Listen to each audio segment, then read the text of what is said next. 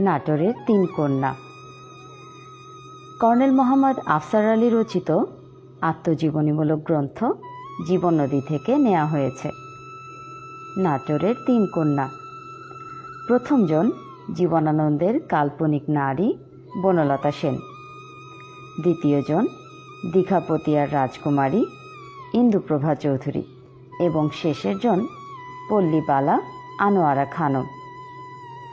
জীবনানন্দ সুনিপুণভাবে রূপ ও গুণের বর্ণনা করেছেন বনলতার। চুল তার কবেকার অন্ধকার বিদিশার নিশা, মুখ তার শ্রাবস্তির কারুকার্য, আর পাখির নীরের মতো চোখ। এ বনলতা আমাদের অতি পরিচিত এক নারী, কিন্তু সে আমাদের ধরাছোঁয়ার অনেক বাইরে। দ্বিতীয় রমণী দীঘাপতিয়ার রাজকুমারী ইন্দুপ্রভা চৌধুরী। তিনি নিয়মিত ডায়েরি লিখতেন এবং কবিতা রচনা করতেন। তার ট্রাঙ্কে 120 বছর পূর্বের লেখা পত্র আবিষ্কৃত হয়েছে।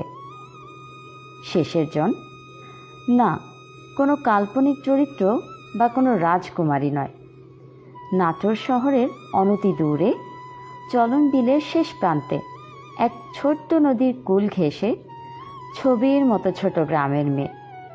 শিশুকালে মা হারিয়ে দাদা দাদির কাছে বড় হন তিনি।